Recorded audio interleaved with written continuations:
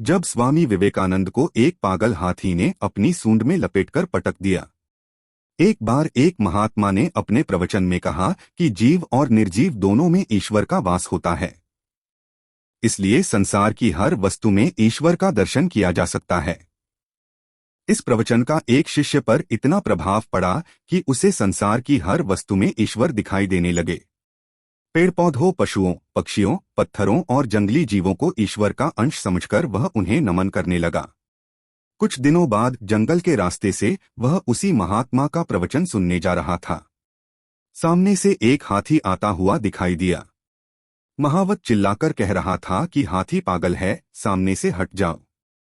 लेकिन भक्त पर महात्मा के प्रवचन का भूत सवार था। वह हाथी के सामने नतमस्तक हुआ और महावत के चिल्लाने पर भी नहीं हटा। नजदीक आकर हाथी ने उसे अपने सूंड में लपेटा और पटक दिया। भक्त वहीं बेहोश हो गया। प्रवचन स्थल वहां से अधिक दूर न था। सूचना पाकर लोग आए, उसे ले गए। उपचार के बाद उसे होश आया तो महात्मा अपने एक प्रिय शिष्य के साथ उसे देखने आए। कुशल क्षेम के बाद उन्होंने पूछा, आप पागल हाथी के रास्ते से क्यों नहीं हटे? भक्त बोला, आपने ही तो कहा था कि हर चीज में ईश्वर है। मैंने हाथी में भी ईश्वर को देखा। उसके जवाब से महात्मा निश्शब्द हो गए, लेकिन पास खड़े उनके प्रिय शिष्य ने कहा, आपके सामने हाथी भगवान और महावत भगवान दोनों आए थे। आपने हाथी में भगवान को देखा, लेकिन महावत में भगवान को नहीं देखा।